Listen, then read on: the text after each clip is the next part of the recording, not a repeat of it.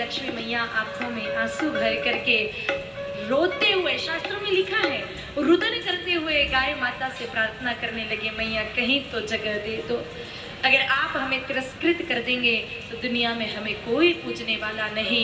मेरे भाई बहनों, गौ माता परम दयालु है, दया की प्रतिमूर्ति है गाय माता। याद रखिएगा, इस संसार में जितनी दया गाय माता में है उतनी दया और किसी में भी नहीं है। सबसे अधिक दयालु गाय माता है और इसका प्रमाण भी मैं आपको बताती हूँ, एकदम सत्य प्रमाण की गाय माता कितनी दयालु है। आप कभी इंदौर गए हैं? इंदौर में एक स्थान है आड़ावाड़ा, है ना? आड़ावाड़ा क्यों नाम पड़ा इसका आड़ावाड़ा? मेरे भाई बहनों, कहते हैं इंदौर की शासिका जिनका नाम था माता अहिल्याबाई होलकर। अहिल्या माता परम शिव भक्त, 12 ज्योतिर्लिंगों का जीर्णोद्धार माता अहिल्याबाई होलकर ने करवाया था। और अहिल्याबाई होलकर वो शासिका थी जो न्याय प्रिय थी। उनके न्याय के चर्चे पूरे विश्व पटल पर चला करते थे। न्याय के लिए बड़ी प्रसिद्ध थी माता अहिल्याबाई होलकर। कहते हैं कि एक बार, और न्याय देने का तरीका कितना जोरदार अहिल्या माता का। उन्होंने अपने घर के अंदर एक घंटी बांध रखी महल के भीतर, उस घंटी से एक रस्सी बांध रखी और रस्सी का एक सिरा बाहर दरवाजे पर छोड़ रखा। किसको भी न्याय चाहिए, रस्सी खींचो, अंदर घंटी बजे, अहिल्याबाई होलकर बाहर आवे, फरियाद सुने और उनके साथ न्याय हो जाता। द्वारपालों का, गार्डों का कोई सिस्टम ही नहीं रखा, क्योंकि इस दुनिया में सबसे ज्यादा भ्रष्ट अगर कोई होते हैं तो वो गार्ड ही होते हैं। आप कभी अनुभव करिएगा, किसी नेताजी से मिलने जाओ, अफसर से मिलने जाओ, वो नेता वो अफसर आपको मिले न मिले, आपको दरवाजे पे गार्ड जरूर मिलेंगे। वो आपको सबसे पहले कहेंगे अभी साहब बहुत बिजी है, साहब अंदर कुछ भी नहीं कर रहे, बिल्कुल फ्री, लेकिन वो गार्ड एक बार यही कहेगा कि साहब बिजी है। आप 500 रुपए की कड़क नोट उसके जेब में डाल दो, जो साहब बहुत बिजी थे वो तुरंत इजी भी हो जाएंगे और वो आपको मिल भी जाएंगे। इसीलिए ये भ्रष्टाचार न फैले, अहिल्या माता ने एक घंटी बांध रखी थी। एक दिन शिव जी की पूजा कर रहे थे अहिल्या माता और एक घंटी बजी। अहिल्या माता ने अपने एक विश्वसनीय सेवक से कहा कि बेटा जाओ, बाहर कौन आया है देखो, जो भी फरियादी है उसको बिठाओ सम्मान से, हम पूजा करते ही तुरंत आ रहे हैं, पूजा बीच में अधूरी नहीं छोड़ी जा सकती। वो सेवक गया बाहर, चारों तरफ नजर दौड़ाई, कहा माँ बाहर कोई नहीं है। कहा नहीं नहीं बेटा, घंटी बजी है, कोई तो होगा ही, जाके देखो।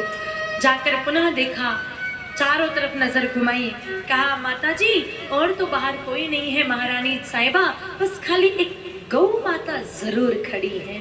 कहा हो ना हो ये घंटी गाय माता ने बजी है, तुरंत लेकर के आओ। गाय माता के लिए पूजा भी छोड़, तुरंत उसके ग्वाले को बुलाया। ग्वाले से पूछा भैया ये गाय माता ने घंटी बजाई है, मतलब कोई तकलीफ है?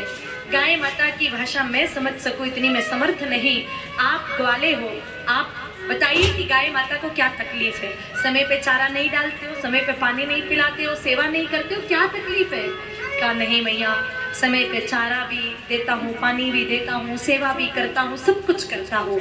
कहा फिर क्या तकलीफ है? कहा है तो सही तकलीफ, लेकिन वो तकलीफ मैंने अगर आपको बता दी कि किसने इस गाय माता को तकलीफ दी तो हो सकता है आप मुझे मृत्यु दंड दे दो। कहा नहीं नहीं बेटा, मैं तुम्हें अभय दान देती हूँ, मतलब तुम किसी का भी नाम लोगे तुम्हें सजा नहीं मिलेगी, मैं अभय दान देती हूँ, बताओ कि किसने गौ माता को तकलीफ दी। कहा अगर आप इतना पूछ रहे हैं तो मैया सुनिए, ये गाय माता जो मेरी है ना वो ज्ञाबन थी। ज्ञाबन समझते हैं आप? गर्भवती थी। अभी इनके प्रसव का समय नहीं हुआ था, ब्याने का समय नहीं हुआ था, इसीलिए मैं इनको जंगल में चराने ले जा रहा था। जैसे ही मैं रास्ते में, बीच रास्ते में चौराहे तक पहुंचा, उसी समय से पूर्व चौराहे के पास आए और गाय माता जी ने बछड़े को जन्म दिया। समय से पूर्व बछड़ा हो गया और गाय माता अभी उस बछड़े को चाट रही थी। आप जानते हैं गाय माता जब बछड़े बछिया को जन्म देती ना, पहले चाट चाट के साफ करती है। कोई जन्म देने वाली माँ की भी इतनी हिम्मत नहीं है, जन्म देने वाली माँ भी अपने बच्चे को तब तक हाथ में नहीं लेती जब तक नर्स उसको निलाकर साफ करके कपड़े से और दे न देवे, तब तक वो भी हाथ नहीं लगाएगी। लेकिन जन्म देने वाली माँ से भी महान गौ माता है, अपने बच्चे को चाट चाट के, अपनी जीभ से चाट चाट के साफ करती है।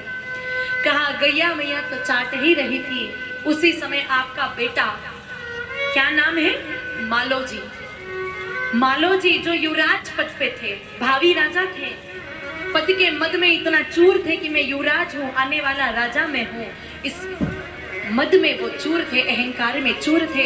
रथ लेकर के आए और वो रथ गाय माता के बछड़े पे उन्होंने चढ़ा दिया। देखा सही बछड़ा है लेकिन रोका नहीं, अहंकार था कि मैं क्यों रोकूं अपना रथ। गाय माता के उस बछड़े पे रथ चढ़ा दिया तो गाय माता के बछड़े ने तुरंत प्राण त्याग दिए। अभी अभी जन्मा बछड़ा मर गया, बस इसी बात का न्याय मांगने ये गाय माता आई है।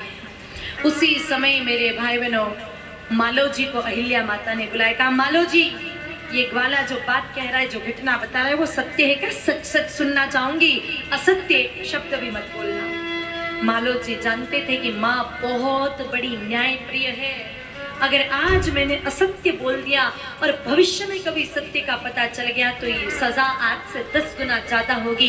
एक तो बछड़े को मारने की और दूसरा झूठ बोलने की, इसलिए दो सजा मुझे मिलेगी। भय के मारे कह दिया कि हाँ माँ बात तो सत्य है, मैंने अपने रथ को रोका नहीं, मुझे लगा बछड़ा उठ जाएगा पर वो तो नवजात था, मैंने रथ चढ़ा दिया, वो मर गया है। उसी समय अहिल्या माता ने अपने सैनिकों को बुलाया, कहा मालोजी के हाथ पैर बांध दो, कस करके बांध दिए। रानी का आदेश मानना पड़ेगा। उस रानी ने कहा अहिल्या माता ने कि जिस जगह पर बछड़े की मृत्यु हुई है उस बछड़े के शव को एक तरफ करिए, उनका विधि विधान से अंतिम संस्कार कीजिए और उसी जगह पर जहां बछड़े का शव पड़ा था वहां मालोजी को ले जा करके पटक दीजिए। मालोजी को डाल दिया वहां पर। रथ चलाने वाले सारथियों को कहा रथ पर बैठो और इस मालोजी को तब तक कुचलो जब तक इसके प्राण न चले जाए। गौ हत्या कभी क्षम्य हो ही नहीं सकती, जो गौ हत्या करे उसको मृत्यु दंड से कम सजा मिलनी नहीं चाहिए।